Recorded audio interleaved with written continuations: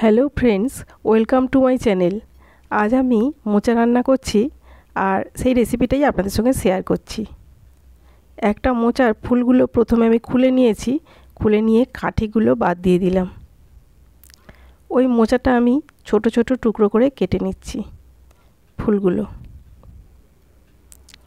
ওই মোচার ফুলগুলো জলে দিচ্ছি। এবার জল থেকে তুলে নিয়ে নুন হলুদ দিয়ে ভাপিয়ে নেব।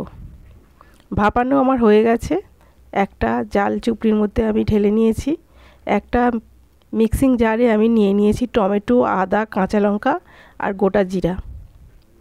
আমি এটা দিয়ে একটা মিহি পেস্ট তৈরি করে রাখবো।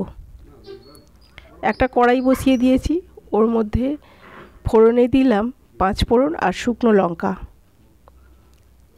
কয়েকটা কারি পাতা দিয়েছি সুন্দর ফ্লেভারের জন্য। নুন, হলুদ, লঙ্কা গুঁড়ো, ভাজা মশলা দিয়ে বেশ ভালোভাবে কষিয়ে নিলাম। আমি একটা বড় সাইজের আলু সিদ্ধ করে রেখেছিলাম, সেই আলুটাই টুকরো করে কেটে নিয়ে ওর সাথে দিয়ে দিচ্ছি। যেহেতু মোচাটা আমার ভাপিয়ে নেওয়া, আর সেই জন্য আমি আলুটা সিদ্ধ করে নিলাম যাতে করে আমার খুব তাড়াতাড়ি হয়ে যাবে। আগের রাতে ছোলা আমি ভিজিয়ে রেখেছিলাম, সেই ছোলা খানিকটা আমি দিয়ে দিলাম। ছোলা দিয়ে খেতে ভালো লাগে, আবার বাদাম দিয়েও খেতে ভালো লাগে। মশলার পেস্টটা দিয়ে দিলাম, দিয়ে বেশ ভালোভাবে খানিকক্ষণ ধরে কষিয়ে নিয়েছি। নিয়ে আমি উপর থেকে ভাপিয়ে রাখা মোচাটা দিয়ে দিলাম।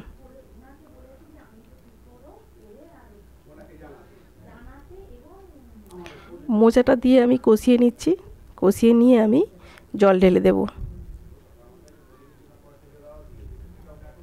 ওই 2-3 কাপ মতো জল দিয়েছি। বেশি জল আমার লাগবে না, যেহেতু আমার আলুটাও সিদ্ধ করা।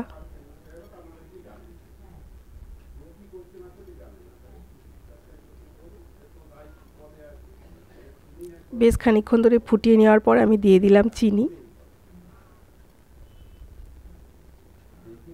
একটু মিষ্টি দিলে খেতে ভালো লাগে। আর দিয়ে দিচ্ছি ঘি।